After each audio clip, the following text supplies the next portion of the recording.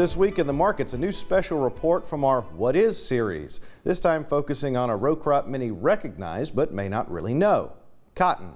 Recently, Hurricane Francine passed through the state. Thankfully, no major damage to the 500,000 acres we plant here. So let's take a closer look.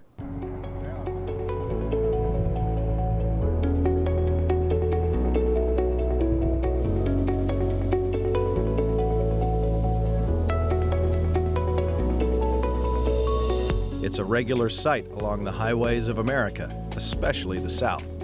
It's a staple crop for many states and countries, and is one of the most commonly grown non-food crops in history: cotton. However ubiquitous this agricultural commodity, it's also a very interesting plant in its own right. So, what makes cotton so special, and why is it such an important crop? Historically, the word cotton comes from the Arabic word kutan and was first produced in India as a clothing fiber. There are several varieties native to different parts of the world, grown in subtropical climates in the U.S., Brazil, China, Turkey, Australia, and many other countries. In the United States, Texas is the largest cotton producer, but Mississippi was once one of the largest growing regions of the world. Cotton is a little different than your other grain crops. You know, like a soybean, for instance, you have like vegetative, like emergence, VE, V1, 2, 3, 4, R1, whatever. Well, you know, in cotton we have emergence, and then we kind of go by loosely like a node count or leaf, you know, depending on who you're talking to. And so sometimes it's referred to, you know, early season, mid-season, late season. And if you were to look at it that way, that's about 3 40-day periods, which make up about 120 days. So let's just say you're in the early season, that's gonna have your emerging cotton, and then maybe a week or two, depending on the weather, then you get your first true leaf. And then, you know, from there you start adding nodes and leaves, and then somewhere around 10, 12 node, 12 leaf cotton is when it's squaring. And then when you get more into the mid-season, is when you start to get into blooms. You know, those squares will turn into blooms. A bloom takes somewhere between 45 and 60 days to become an open boll. We have this thing called cutout in cotton. Every state kind of defines that a little differently.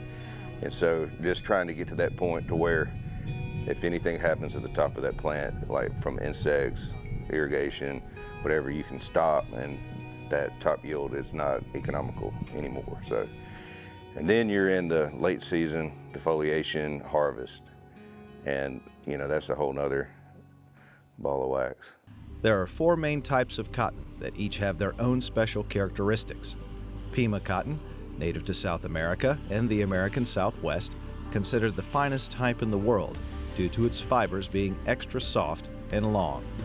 Egyptian cotton, very similar to Pima cotton, but it's grown in the Nile River Valley in Egypt. Upland cotton, the most commonly grown in the world, has short fibers, native to and grown in Central America, Mexico, the Caribbean, and southern Florida.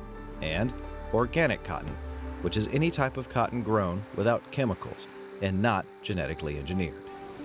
The most common use for cotton is the production of fabrics, clothing, and textiles.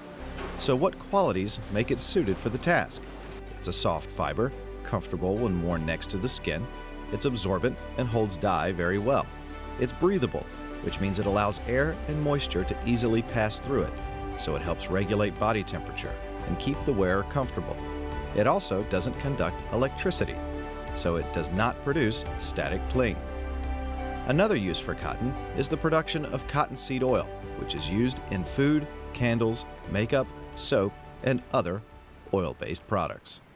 Market-wise, cotton is commonly traded both in the U.S. and abroad, and the common market factors affecting its price tend to be similar to most other commodities: supply and demand.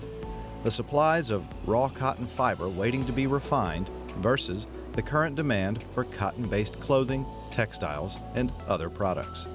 You might think that there is always a demand for clothing, but cotton has competition in the marketplace thanks to synthetic fibers along with wool and linen. This makes the price of cotton fluctuate with current design trends and fabric needs. All in all, Cotton is an important crop grown internationally that's provided humanity with comfort, warmth, and style. It's been a staple crop for generations, and there's no sign of that stopping anytime soon.